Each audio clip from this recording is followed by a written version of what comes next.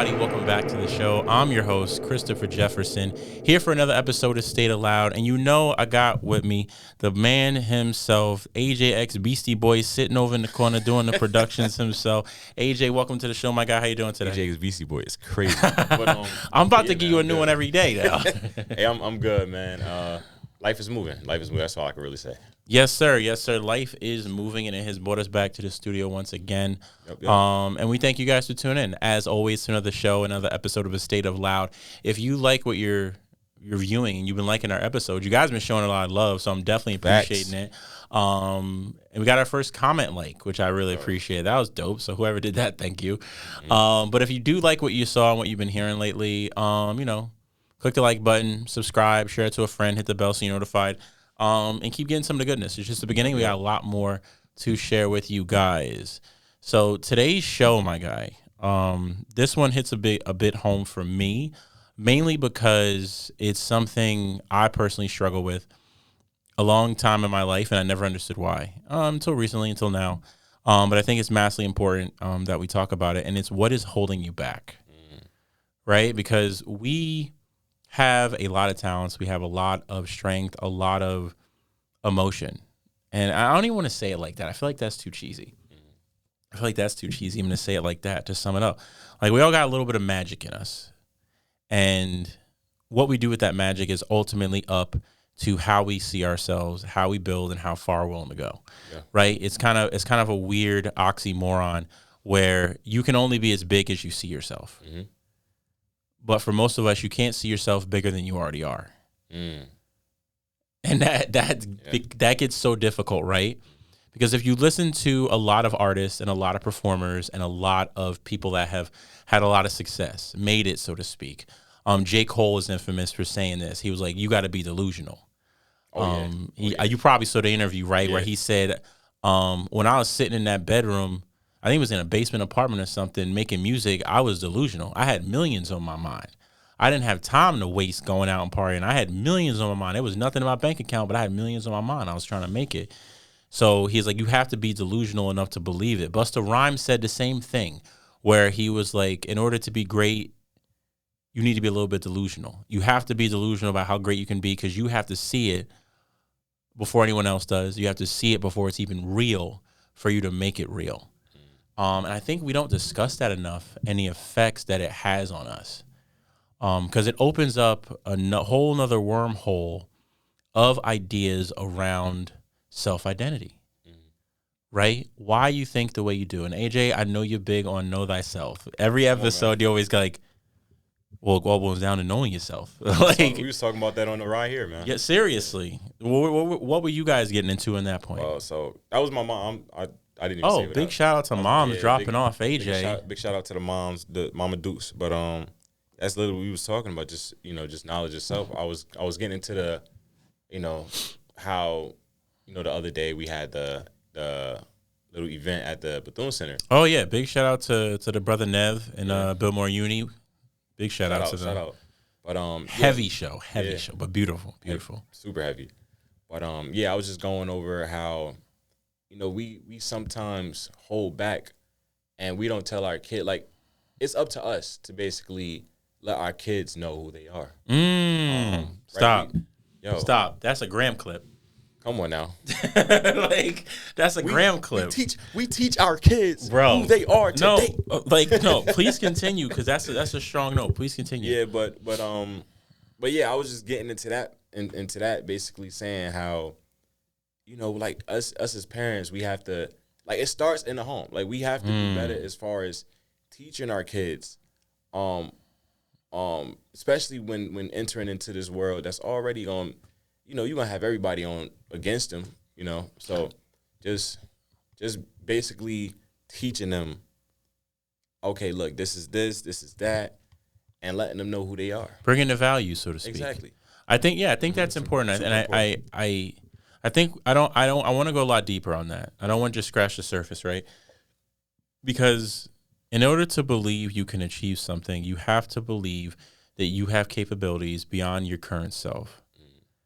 Beyond your current belief system, you have to believe there's more for you. And that can that's not necessarily hard, but it can be extremely difficult to believe, right? Because see, now it's interesting. I'm thinking about so many things where I have to really bring this into, like, I have to let this calculate, because now you just brought something to light of it, right? The innocence of a child. The innocence of a child is to believe, like, believe in the land of make-believe, right? We live in a land of make-believe, right? You have to believe in the land of make-believe. You have to believe in the things in which you cannot physically see yet, but you can only see not with your eyes, but in your brain, all right? You have to be able to see it up there. As kids, we're taught that early. Yeah. Believe in Santa Claus. If your parents are religious and they take you to church, to believe in God, to pray, to believe he's always with you. To believe in things you can't see. What happens, and where do you get to a point in life where that goes away? Where you start only believing what you can see? Where, like, why is that a thing? Why does that come to be, that you should only believe in what you can see? Oh, say, can you see? I'm just rhyming out here. I'm trying to spit bars. But seriously though, I think we don't think about enough, and that word see, right? It comes to me, right? See, yes, know me, though, right? But it comes to me. That word see comes to me very strongly. And I'm trying to breathe through it, to get it through it, to see what I'm trying to see when I'm telling you these things, right? Because I speak from my intuition. When I feel what I see, what comes to my mind, and I can see it visually before you guys can see what I'm trying to say, if that makes sense. So in a sense, when I'm coming on here, it's me talking to you guys about what I see, right? Digesting the world in a different phase through my mind and my brain. But we lose that. As children, we tend to lose that as we grow in age to what? Adolescence, teenage years. Yeah. When you're a teen, you're trying to learn, you're trying to grow, you're trying to discover yourself and trying to see who you want to be, and you kind of fall into a gap someplace. Whatever friend group grabs you, you kind of fall into that gap. You start following their beliefs. You start working because you see this group of people it's working for. Maybe it'll work for me. And you start to believe in things you can see. Say, well, this must work. These things work. This may work for me. That's kind of crazy, though. You're looking for that, because I think that's what we as human beings look to see, right? What could work for me? We want to take a certain route. We don't want to. Acting on faith constitutes tons of fear. Going after what you don't know, going after what you don't see. I'm gonna keep coming back to it, but on that word "see," because to see is, when they say to see is to believe. But does it constitute backwards? To believe is to see. I don't believe that's true. To believe is not necessarily to see. And I say that because the things I see today for myself, I didn't see in my life for a long time. Ever. I can't remember a day in my life where what I have now and where I am in my life, I could see in my future. Not once, bro. And I don't think we share that enough. Because there's a crazy feeling you get when you work hard towards something, and you can manifest the things that you truly see and you wanted them. Like, they go from words to real things, and you go, oh, now I see. But as a creator of that destiny, that world, so to speak, you could see it all along. And you it's hard to make others see.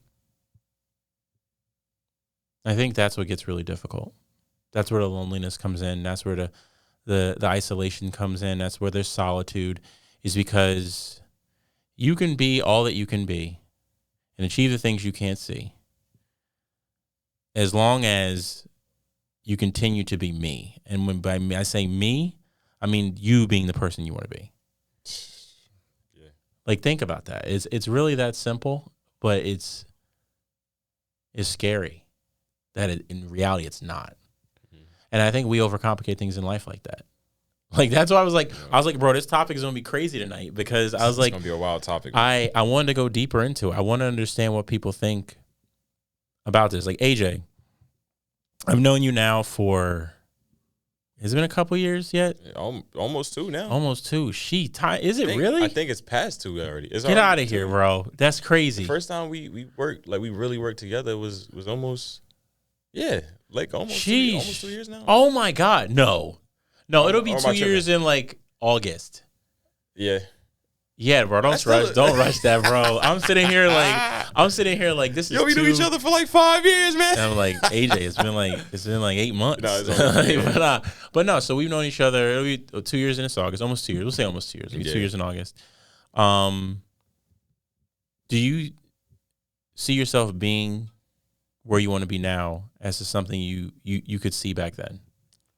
I definitely see it a lot more now. I would say back then, I didn't necessarily see it like this. I would say I've always would, one thing that I would always do is I seen myself doing something, right? I used to always say like I want to be a part of a team, and I want to make this X amount of money or whatever. But it was never to the point where it's like this. And now that I'm here, it's like, yo, like everything that's happening now was me as like this is literally kid me. Like literally happening now. Like, say it again. Say it again. Say what? This is literally kid me. Everything that I dreamt about. Kid me. As a kid. Yo. It's literally manifesting itself now. Say it again right now. Because I need to hear that again. Because I don't know if y'all out there are getting what this man is trying to say to you. Like, we literally start out the show saying, as a kid, you're taught to believe in what you can't see. And as you become an adult, it's almost as if it's your job, under your control, to be those things that you couldn't see as a kid. Like, and to me, I think that's where the wildest joy comes from. Yeah. Right? Because like I'm sitting here in front of this camera talking to you guys, chilling out with AJ, doing a podcast. Yo. And as a kid, like I could see me on TV. I could see myself on TV talking to people, doing things like this. And I didn't know how or why or when or where or how it would happen, right? But here I am doing this on my own accord. Yo. On my own life. And it feels so surreal sometimes to sit here. Like it feels so surreal sometimes to sit here because you look on TV and you look at other people. This is a bedroom. Yeah, I mean it was at one point. It's a studio. Giving all the secret sauce. Oh, my bad. But no, like think about it. Like you watch other podcasts. Like, do you watch other podcasts? Of course. And when you watch them speak to people and have those stories and conversations, it almost seems as if it's not real. Like how are those two giants in a room together? Cat Williams was just on a Joe Rogan podcast. I think that just got released. So like for real though, like it shows like, yo, that happened. Like I need to still go watch that. But that's a magnificent moment for two giant beings and juggernauts in a game of comedy that have done so much to sit down and have a conversation. To me, that's almost surreal, right? Yep. But when you put yourself in that place, you start to believe like, oh, I could do that. It's just two guys like me talking in front of a camera. Got a mic, like, look at me, here we go, doing my thing. It's not as crazy as you think. Yeah. When you start to believe I can get up and do things. And it brings me to the point, and I wanted to talk about this. The other day we were at a gig for a client in New York. I probably brought this up last show too. But we were at a gig for a client, and you said something to me like, yo, this is so wild. Oh, yeah. Like, they called you to come here and do this work. Called you, yep. And to me, that was such a surreal comment. I still am extremely grateful you said that to me, because we can get so wrapped up in our work. We forget, like, we put in the work to be this good that people are calling me to come out and do this work. Something that most people say as a hobby, they're calling me to keep professionally. And I finally saw what they're using, the material we took for them is. Yeah. It's going to be crazy. I can't give y'all any information because it is a client's work. But I'm about to say it's going to be seen by millions of people. So it's exciting, and it's crazy to think that. It's super crazy to think that something I created is gonna be seen by millions of people. Times Square? No, I don't know if we're going that right there, that level. But it's gonna be a bunch of different outlets, a bunch of different screens, a lot of different screens that are gonna be seen on Times Square. No, so I didn't say Times Square. You can say Times Square. I can't say yes or no. Because that'd be the craziest thing is like they hit me up like, yo, Chris, we're going to put a picture of yours on Times Square for that advertisement. And I'm like, yo, let's go. And then at the same time, the episode blows up. Yo, that'd be the craziest day of my life. What did you talk about? That'd be a crazy day of my life, bro. That'd be a crazy day of my life. But hey, manifest the dreams. Like you speak it because in your mind you can see it. Yeah. And that's all it takes. Mm-hmm. That's all it takes to start to believe. That exact thing may not happen exactly like that. But if you start working towards it, something magnificent can be achieved. Yeah. And the reason why I appreciate you saying that because it brought realism to the experience I was having in my life. Yeah. To realize why I was here. Because there was a big part of me that wasn't believing I was good enough to be there. Mm-hmm. I still felt like I was trying out. I still felt like I was coming into the game like, put me in, coach. When in reality, coach was coming to me like, yo. Oh, we need you. We need you. We need you. We need you. Coach needs you, son. The game I need you to go in. It's fourth quarter. 3 minutes on the clock. We ain't got enough. We ain't got enough tries right now, son. I need you in the end zone. And when you start realizing, not even just realizing it, when you get to that place and you have that realization, you start to get the realizing that feeling that everything I've done up to this moment has paid off. And you start to realize, like, what if I stopped? What if I stopped? What if when it got really hard, I stopped? What if everybody in their mind, when they said to me I should give up, I listened? I would never be there. I wouldn't have those moments. I wouldn't be me right now if I gave up, which is crazy. And I'm still in the beginning of my journey. We're like 12 episodes in, and I'm talking about how my journey's going great. Yo. Like, because the achievements in which you seek aren't as far as you think they are. Mm-hmm. Like, I have other podcasters. Shout out to one of the bigger OGs in Jersey City. Yo, his name just slipped my mind. I know it happens all the time. But I'm going to have him on the show. He's one of your podcast OGs. When I remember your name, I'm going to shout him out. He hit me up. We're going to collab. I remember him talking to him about doing his show on the cell phone and seeing the content he's putting out and seeing the growth this man has and 4K? Respecting him. Nah, 4K was doing his joint. 4K was always audio. And 4K, big shout out to 4K Jay. Big shout out. Man's putting in the work, grinding hard, building a following. Like, and when I say that man's going to come back with a vengeance, it's over. Let him go, fam. Let him go. It's going to be over. Just open the cage, run away at that point. It's going to be nasty when the man comes back. Game time, maximum effort. But it's going to be a beautiful thing when he does, man. I can see it in the future with my own eyes. Like, it's going to be a great thing. So it's like you have to literally believe in yourself to achieve the dreams in which your younger me believed in. Yeah. Or else you wouldn't believe it. But you don't have to be young to do it. You got to remember, like, we're still grown-ass kids. Literally, so to speak, right? Our mentality and our brains, we may have matured because we learned more, but it wasn't because like our desires are different. Touch on that too, yeah. Think about that, right? I'm 36 years old, and if I were me trying to go have fun, it would revolve around cars and music and good food, dancing at parties with my friends, driving a cool car somewhere, listening to music, having a great dinner with my friends and family, enjoying my life. It wouldn't be something too crazy. Younger me wants to fly airplanes. Yo. Like, I say this because I literally made a joke as a kid that I wanted to have a license in everything. I wanted to be able to do cars, trucks, motorcycles, trains, and planes. So trains, planes, automobiles, 3 of those so far. And boats. I got my license at 17. Yeah. I got my motorcycle at 19. I was able to start driving trucks in my 20s. And then go back to when I was 17. I got my sailing license when I was 17. Oh, 16, my bad. 16, I got my sailing license. So I started at 16 sailing license, 17 driver's license, motorcycle at 19, trucks in my 20s, trains at 30, 32. And then my next step is planes. Yo. But all of those dreams were just younger me. Yo. None of those were like adult me was like, this is going to be a responsible thing to do. It's like, nah, I want to go faster. Every single day I need to go faster. What will feel like it's going faster? And if you've ever driven a train 100 miles an hour, yikes, crazy. Thousands of thousands and thousands of pounds. Tens of thousands of pounds. Tens of thousands of tons, my bad. Thousands of tons of machinery going 100 miles an hour on a contact patch the size of a dime on every metal wheel. Yeah. And you got to brake on that. Yo, talk about a life, bro. But that was younger me. That was younger me going after what younger me wanted to do as an adult. So in kind of a way, it's almost if you're not fighting to achieve your dreams you had when you were a kid, like you're lost. You're gonna lose yourself, right? Like at some point, somebody told you couldn't do it, and I'm glad we get to that point because at some point in your life, someone told you couldn't have something, you couldn't do something, you couldn't be something, and you believed them. And it's not always direct.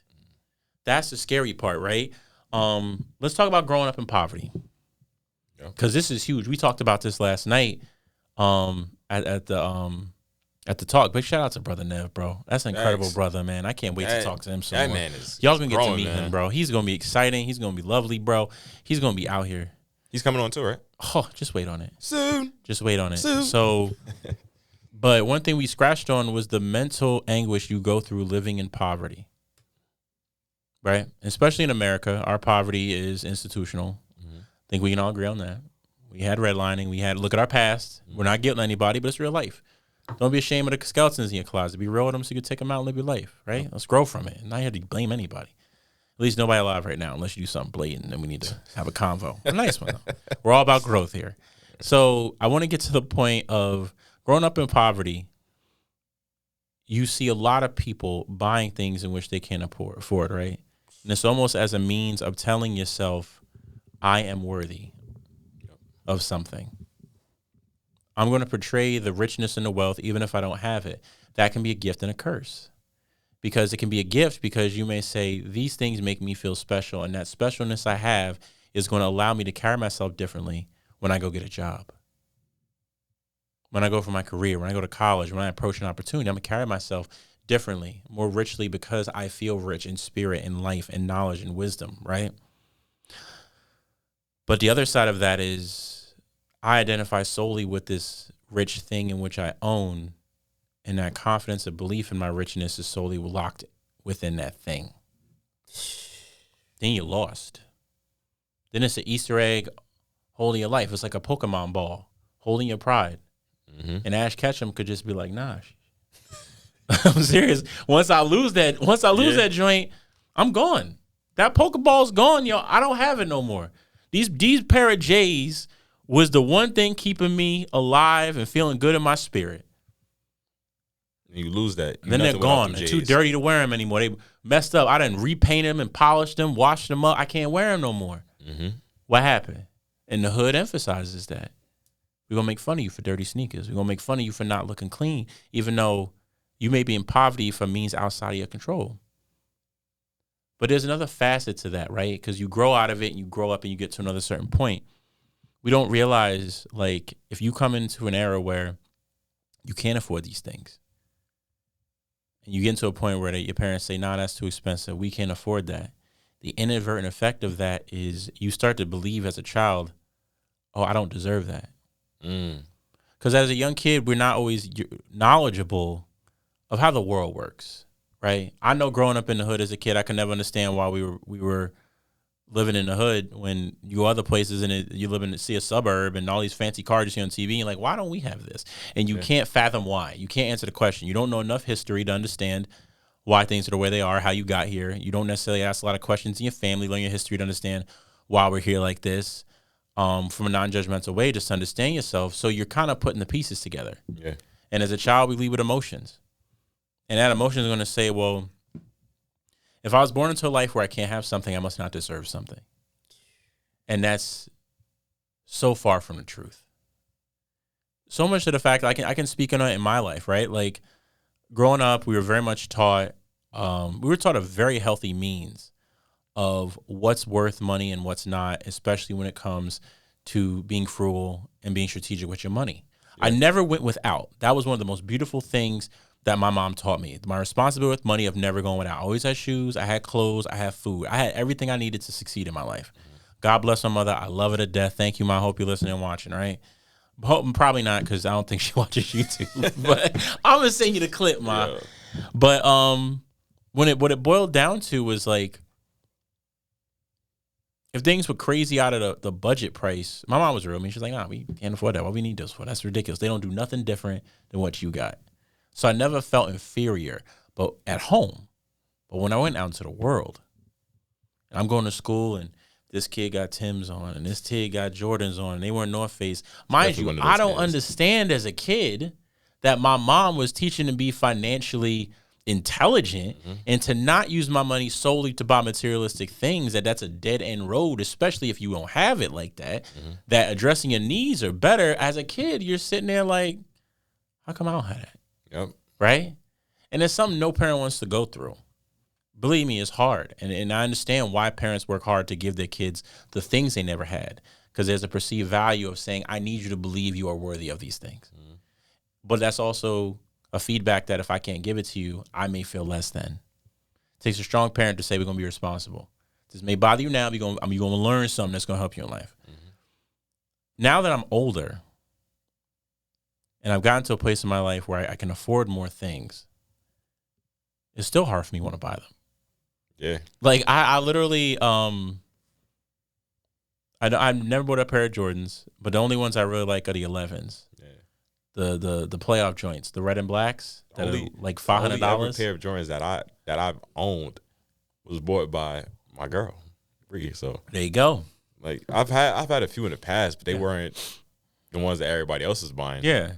It's probably some fake brand now, like $50 sale. It was the ones no one really liked. Exactly. It had the name on it though. It had the name on it though, you know. You could wear your jeans long and baggy so it covered the back, so you ain't see the whole one, right?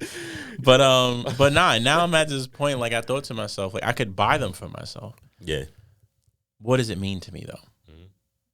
And that was the interesting thing. It doesn't necessarily mean that I want it because I want it for what it means to me. It's more or less I want it because I like it and now I'm in a place where I can afford it. And that is a magical feeling. That's really a beautiful and magical feeling, because living in a world of materialistic endeavors and deeds is like the forefront of American capitalism. It's hard for us to value ourselves outside of those material things. Because if you do a good job at work, people pay you. If you're very attractive and you take pictures of yourself on the internet, people pay you. If you work really hard at something like an athlete or a sport or knowledge, and you go practice and do really well, we pay you for it. Oh. And when you're paid, you get money. And what can you do with that money? Buy anything you want. So being able to buy things you want is a sense of achievement. But the ironic thing is, the real achievements you'll have in life will be the acts you complete, not just the reward you get after. The reward is the trophy, but that trophy is only so sweet because of the work you had to put in. Yep. If you won the lottery and spent all your money buying houses and cars and clothes and stuff, you probably wouldn't get the fulfillment needed for that joy to last if you didn't work for it. Even if you got all the money. Yeah, even if you got all the money. We see that with a lot of kids that come from super wealthy families. Yeah, they go through like crazy amounts of like depression and all of that stuff because they didn't actually earn. Like majority of the time, they just get handed down things. Yeah, you know, and that's not a bad thing. It's not a bad, exactly. I think you can have that as long as you teach your kids to work hard. As long as you're taught the value of hard work and achievement, because they can enjoy it. Yeah, like there's it's a different feeling. It's a different feeling from when you can buy yourself something that you like and enjoy versus someone just buys it for you and gifts it to you. Yeah. That's a different, like, I'm not saying gifts are bad. I think gifts are great. Yeah, gifts are dope. But when you're at a young age and someone just gives you everything you desire and there's not an emphasis of hard work or earning it behind it, you're being robbed and you're missing out on such a great life lesson and a feeling. Like, that's why I say I will never just give somebody money if they're broke. I will give you an opportunity to earn for yourself. I would rather create systems and create jobs for the people that surround me, for my brothers and my sisters and my mentees, my family alike. If you want to earn with me. Yeah. Build with me. Put the work in and go get it, because I don't want to just buy you things. I want you to go buy them for yourself. Be independent and then create that environment for somebody else. But I think you can't get there without developing a strong sense of self to earn things and for who you are. Yeah. We kind of lose ourselves in that piece. We lose ourselves in that piece because, don't get me wrong, it is enjoyable to like and to buy the things you see, especially if it's out of your reach. If something has been out of your reach for so long and you get to a point in your life where you can make a purchase you never think you can make before or you've never been able to, ooh, that's a feeling. Mm-hmm. That's an emotional feeling, bro. That's a crazy emotional feeling we don't talk about because that's a sense of freedom, joy, and I want to say, I almost want to use like lust that's never expressed. That so many of us are chasing but don't get to. And then those that chase it and get to it, if you get too caught up in it, you become a fiend and you just keep buying. Yep. But if you tie the thing in which you're getting to the hard work you put in to get it, every time you get into it, every time you use it, every time you see it, you're not going to be reminded of the thing. You're going to be reminded of the joy and the hard work that you put in to go get it. Mm-hmm. So there's something to be said about hard work. There's something to be said about hard work that I think we don't say enough. Yeah. I was saying enough. Big shout out to Nev. No, facts. Hope he's watching. He followed me on Instagram. I followed him back. So big shout out. I use his beats more often. Big shout out. He'll be on here. We'll get him on here. Yo, facts.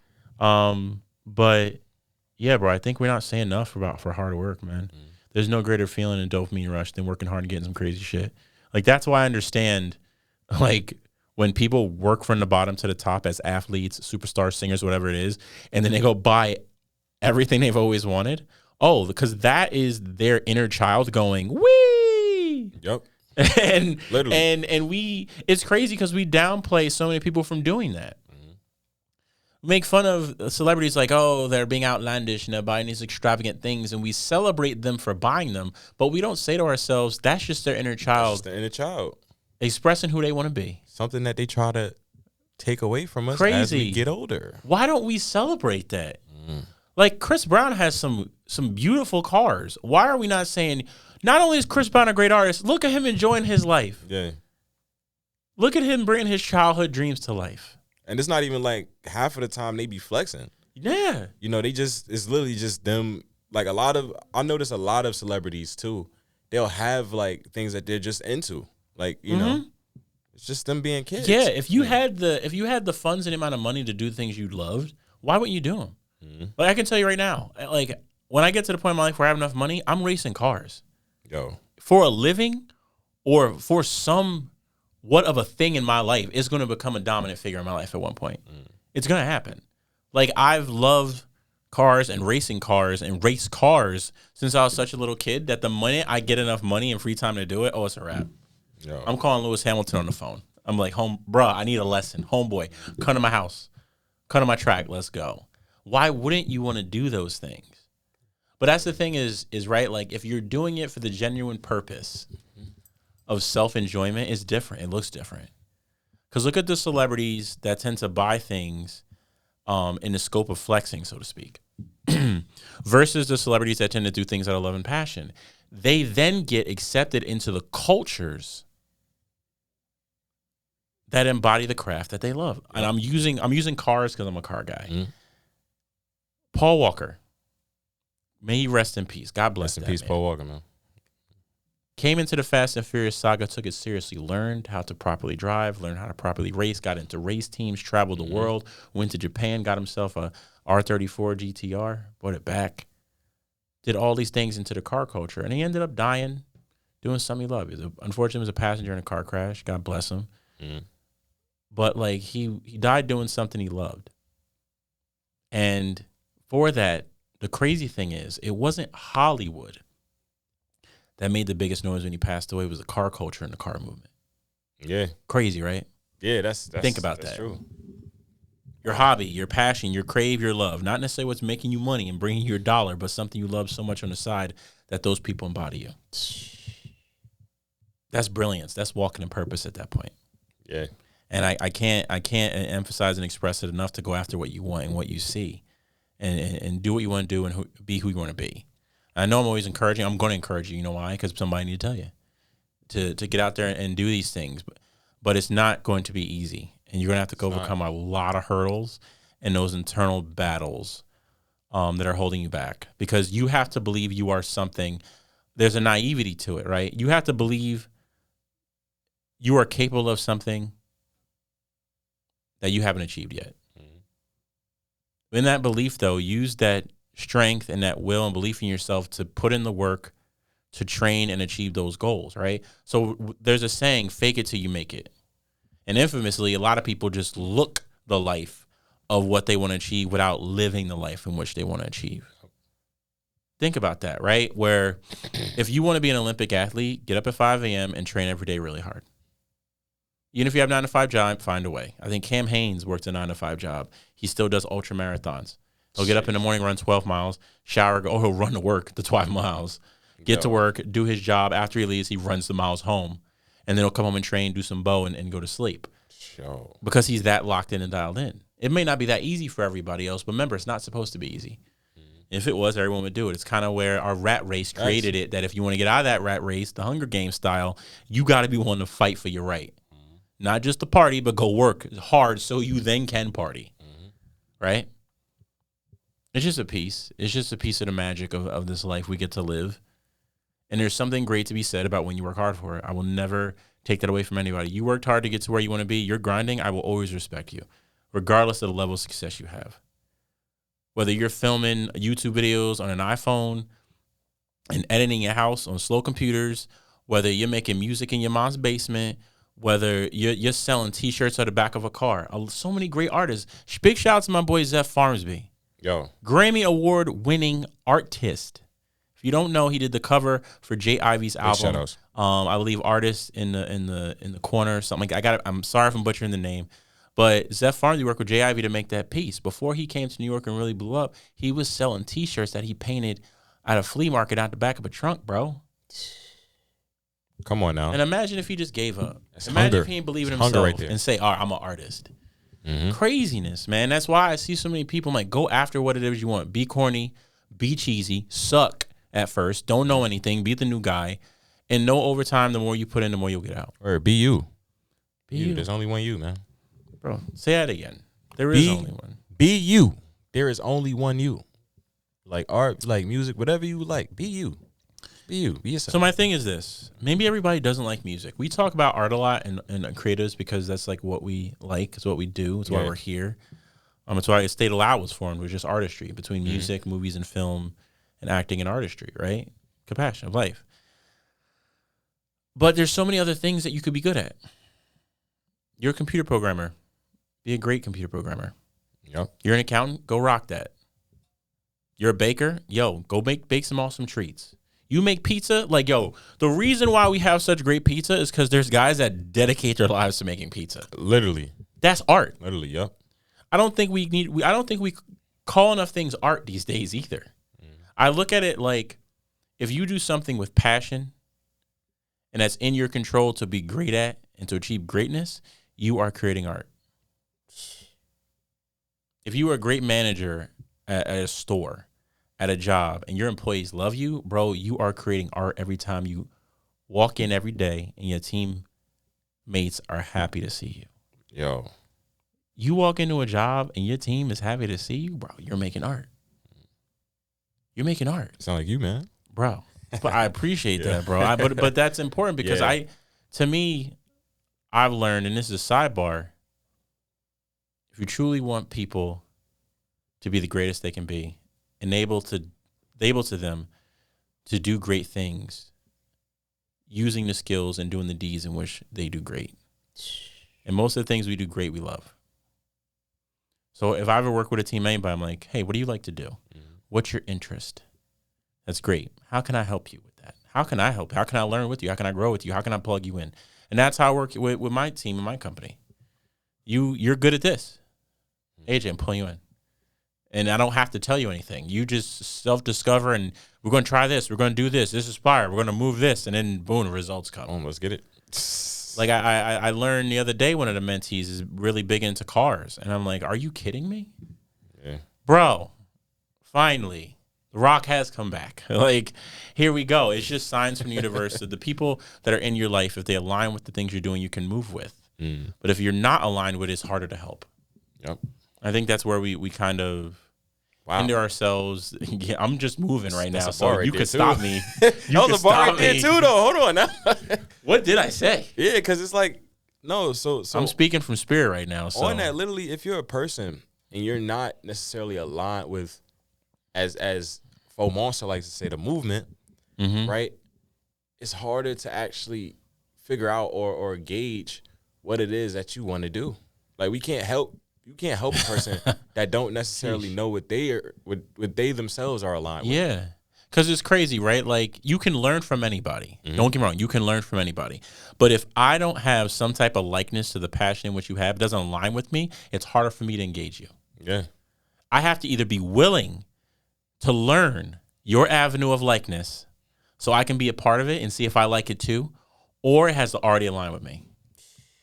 As a mentor, a teacher, a parent, a guardian, a friend, an aunt, or uncle, a grandparent, a stepbrother and sister, bonus kids, foster kids, teachers, principals, superintendents, bosses, managers, coaches.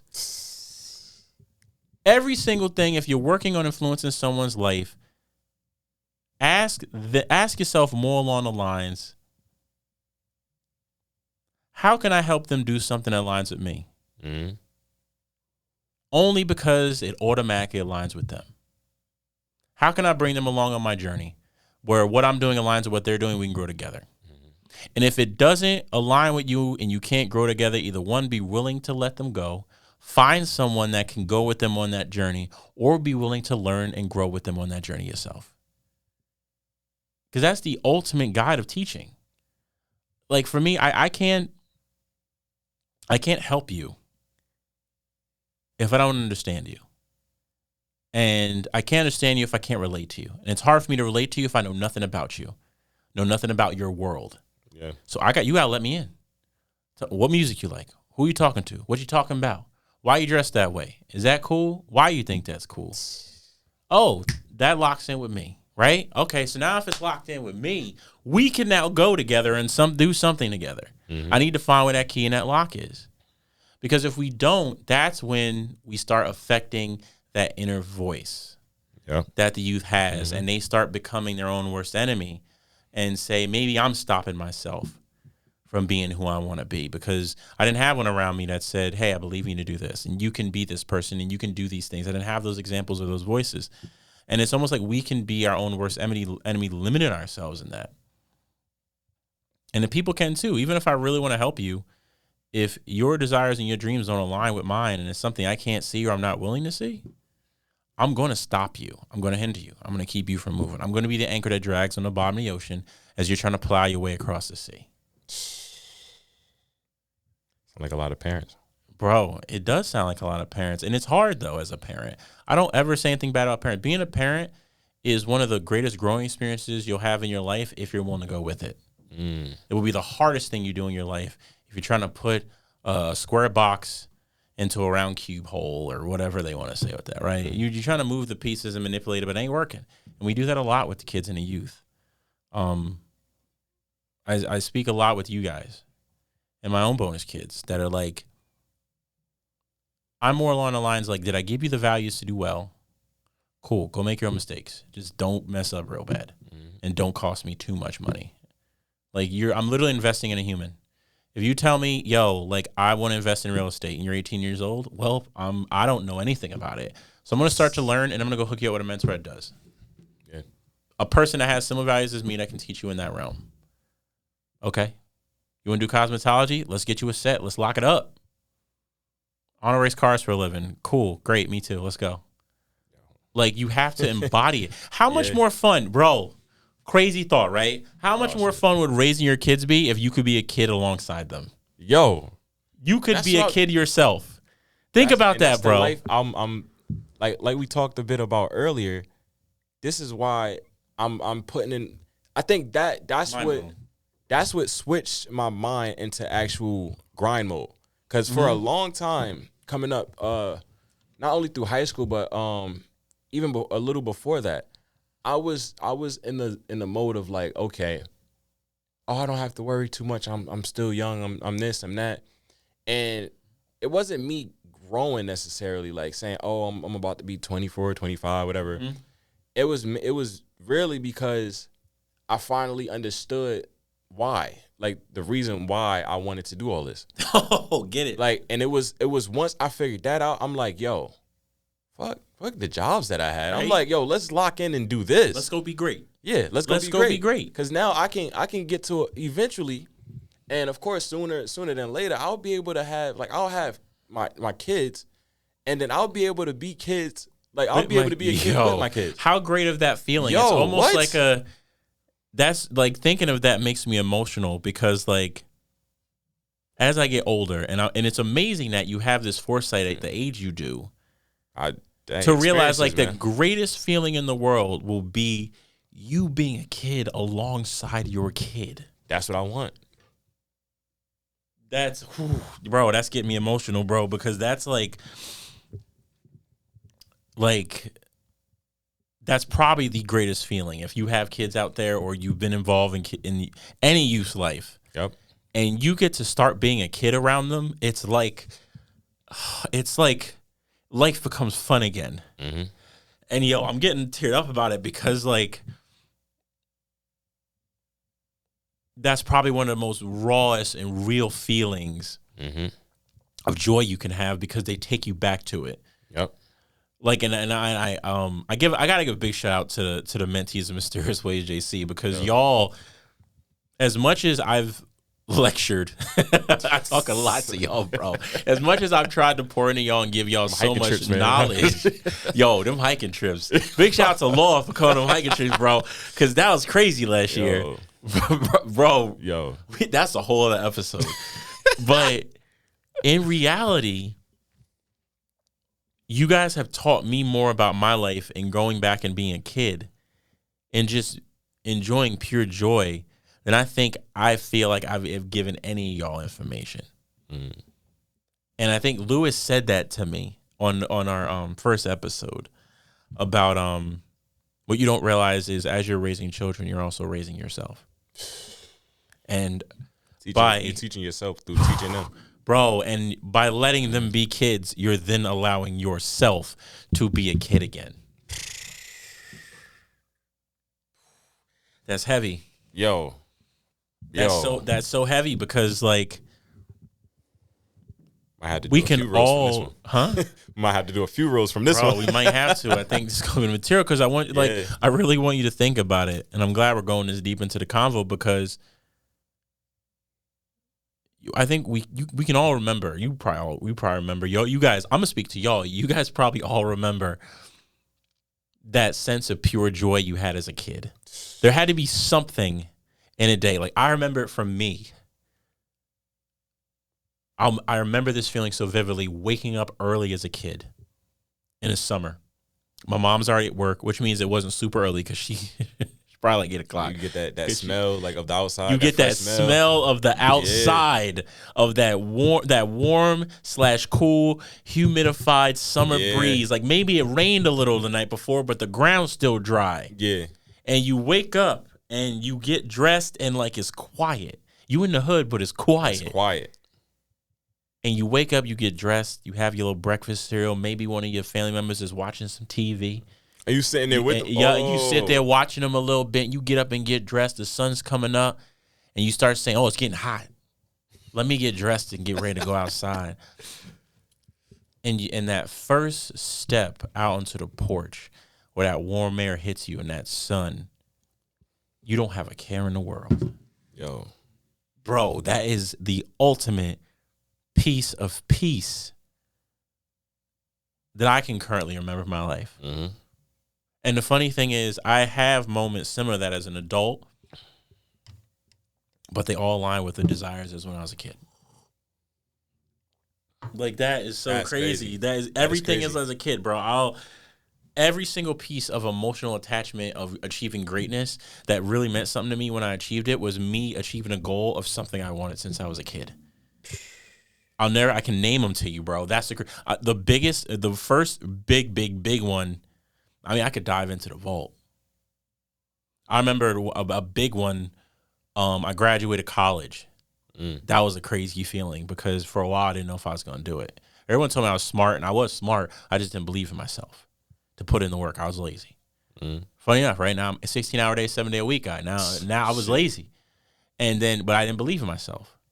And then the next one was just like, the next big one was when I decided to go DJing full time. And my mom was like, "All right, let's go, build the studio."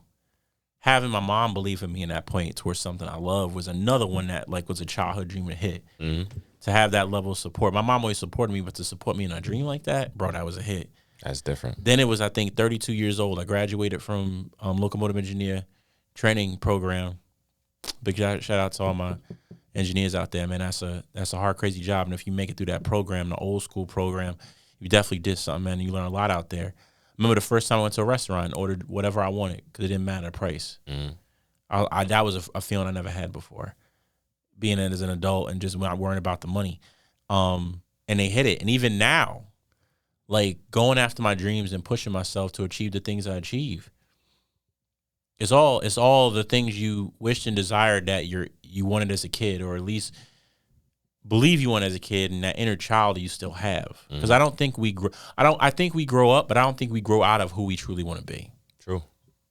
Very true. We grow up, we get tall, we get bigger, we get smarter, we get wiser, but we don't outgrow our needs and desires and wants when we were kids. We all want love. We all want a sense of peace, a place we can go to feel safe, and the availability of time, money, and resources to go after our dreams. Excuse me. And we make a world that is extremely hard to do that. And I think that bears people down, because when that inner child is told, you can't have this, you can't do something, that's when people get angry. That's when people get upset. That's when people get hurt. That's when people fight and they rebel. Because if you think about it, even the changes and the divisions that we have in this country are due to one side believing that if the other side gets what they want, I won't get what I want either.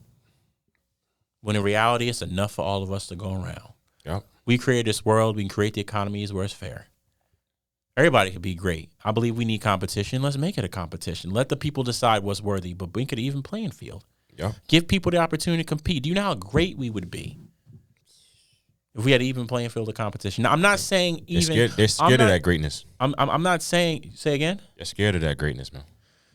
We're going to have to get into that. I'm going to come back to that. But I want you to really think about that, how great we could be. We need competition. Coke wouldn't be so good if it wasn't for Pepsi. No great thing in this world is good without competition. Android phones wouldn't be as hyped if it wasn't for Apple's. Apple wouldn't be good if you couldn't complain about Androids. You need a little bit of competition, and it could be friendly and fun. It could also be dog eat dog. Apple batteries are actually Android, but that's a whole nother topic of discussion. Yeah, so. But see, you can fight the fight, but play fair. See, you can make it happen. I love when Pepsi and Coke did those two commercials with each other. Show the humor in the competition. We both out here making money. Yeah. And I think it'd be like that everywhere. Friendly competition is needed and just, and it can be there. I think it's needed to grow. Now, I want to get back to the point that you made. You just said people are afraid of the greatness. Yep. I don't think people are afraid of the greatness. I think they're afraid of the responsibilities, the accountability, and the work that comes along with being that great. It's hard to believe that you're capable of achieving something so grand if you haven't done the work already. And it's hard to believe you can do that work if you've never achieved anything of those goals. It's scary to go out there and say, I have to do something I've never done. To believe I'm going to grow, be stronger, faster, be faster and stronger than I was when I was younger, to go get this now. You have to almost lie to yourself, bro. Remember we say you got to be delusional. Yeah. You got to be delusional because that's scary, and it's so hard. It's so hard, bro. You're a bodybuilder, weightlifter, you put your body out there, you're an athlete, you know how hard you guys work. If you're a scholar out there trying to be better academically and push the envelope, you know how much people study. If you're out here grinding just to put food on the table to provide for your kids, you know how hard that can be. Yeah. Anyway, in the world we live in, that's not always fair. How hard is it to tell somebody to go after their dreams if it's just hard to make a living? So we can sit here and say we are our worst nightmare when it comes to being our own way, but let's just be honest, the world don't make it easy either. True. But with that being said, Ironically enough, you have no other choice. You have no other choice. If you're out there listening, you have no other choice than to start where you are, face facts, and move forward. Keep going. Yeah. I grew up in a single-parent household, East Orange, New Jersey. Ended up going to a very prestigious college, got a bunch of cool jobs, did a bunch of cool stuff, changed my life. I had a lot of great support. Not everyone gets it, but that doesn't mean that you can't do it. Doesn't mean you can't do it. Someone out there is willing to help you. And if you're listening now and you want to help, you live in a great life and you want to leave an impact and a legacy in this world, go find someone that's doing something that aligns with your purpose and go teach them and give them an opportunity. That's literally my biggest purpose within my nonprofit. Mysterious Ways, literally my goal is to say, how does what you do align with what I do and how can I give you more opportunities? Yeah. And if you're willing to put in the work to provide the quality in which I need, I'm going to pay you. It ain't that hard. I mean, you tell me. Is it really that hard? If it's something you already want to learn to do. It's not at all, man. But that first step of starting and believing it's not hard, teaching yourself it's not hard, it's not difficult, just going out and having fun. And that's another topic I wanted to discuss about this is going out and having fun. We don't do that enough. I'm not talking about like going out and drinking and party with your friends. If you enjoy that, social activities are needed. I mean like real, like sympathetic, enjoyable, back to the bare bones fun. Going running around outside. Dirt derbies or something, like something crazy. Yeah, go to the park and run around. Go just be in a Bungee park. Jumping or just something. be in a park in an afternoon. Oh, yeah, that too. Right? Go to the park on a summer afternoon on a Saturday or a Sunday and watch people just play around. Just be outside. Walk your dog. Just be in nature. Go see what the kids in the neighborhood are doing. Not in a creepy way, but like, you know, gotta say it. Gotta say it. I mean, you know, be healthy with it. But go outside and just see what's going on. Be joyful. Forget your time for a little. Forget time. Do something that makes you forget the time. Throw your phone away. Do something that makes you throw your phone away. Do something that makes you forget about caring and makes you not care what people think about it while you're doing it. Literally. It's kind of making me think about last night as me and Bree, we were prepping for you know, her tabling for this event today. Yes, and sir. Yeah, man.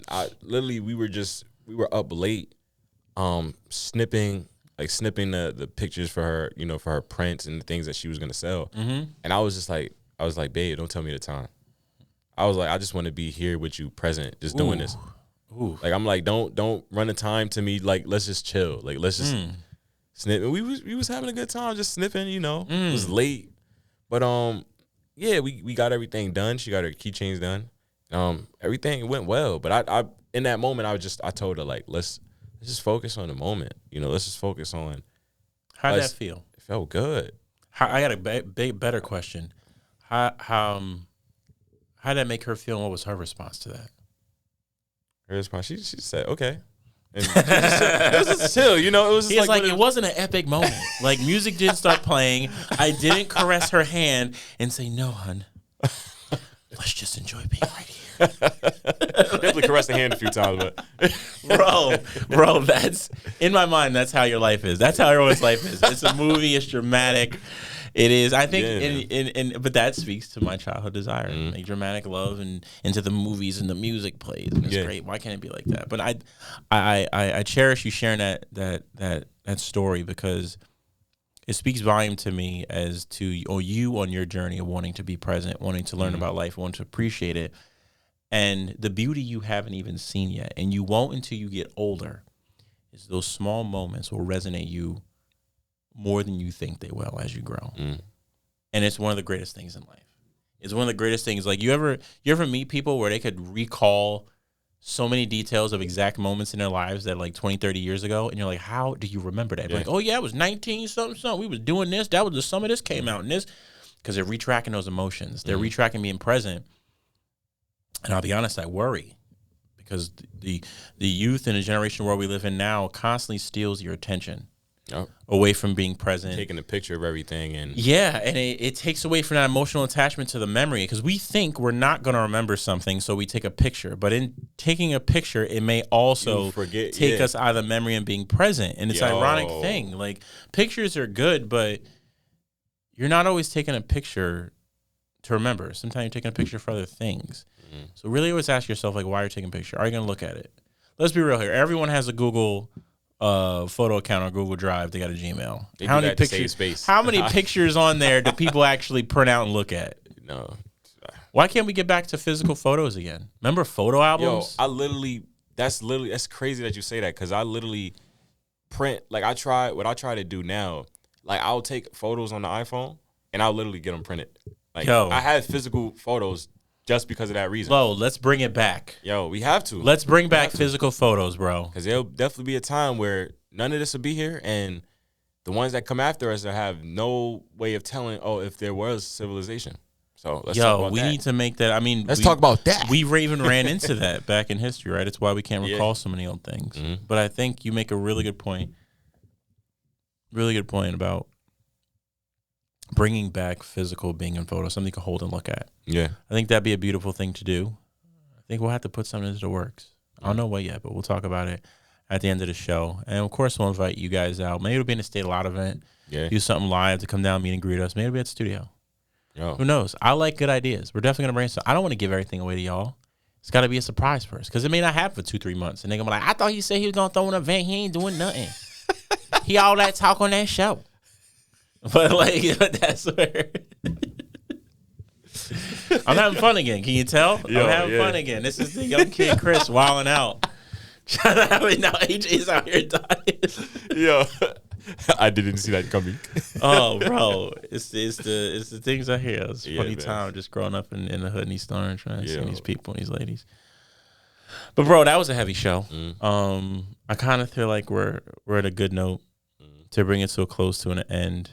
And I realize every show we close to and we leave with a good message. So before we do end, I'm going to always thank you, AJ, for being a part of this. AJX Beastie Boy here on the show. It'll be something different. I do also want to add something, too, before we close. No, of course. This is where the closing comes. Oh. You get your ad and talk. Like, what are we leaving on? Go ahead, man. Go ahead. But, I just wanted to bring up the book, 12 Universal Laws of 12 Universal Laws of Success. Right? You have the player, you have the watchers, you have the wanderers, and you have the wanderers, right? Most people are watchers, wanderers, and wanderers, right? If you want to succeed, you have to learn, and not only learn, but actually work on becoming a player, right? It's easier to sit back and watch the people that have succeeded, right? And it's easy to sit back and watch the people that have succeed. But what are you actually doing to get to that point to where you can, see yourself in their position or actually be in their position? It's a beautiful note. So I'll leave on that. It's a beautiful note. I like that. And it doesn't always have to be something on a grand scale like the NBA, the NFL, the NHL, and all those good things. It can be something closer to home. Be something for your own neighborhood, for your own family. Yeah. Just be great. Be great for you, and you'll be surprised how you can be great for someone else. Amen. So with that note, ladies and gentlemen, AJ, thank you for leading us out this week. This was a heavy and intense show. Really love doing it. I want to come back and keep doing these. You guys seem to like them. I like doing them, and I'm going to keep doing them. AJ's going to be here with me every week. If you like what we're talking about and what we're doing, we love to hear from you guys. Hit us up at astateofloud@gmail.com. You can leave a comment down below. Hit us up on Instagram at astateofloud on Instagram for IG purposes. We even have a Facebook page, A State of Loud, as well. Come follow us, man. We're going to keep doing these shows. We're going to do some stuff. We're going to try to get some live stuff going on eventually. But we want to hear from you. We want to bring more people on. We're going to have more guests. But we appreciate you guys sticking with us with the solo episodes. We're just having a good time and feeling it out. And without further ado, thank you guys for tuning in as always. And for the last word, nothing but love. Peace. Go.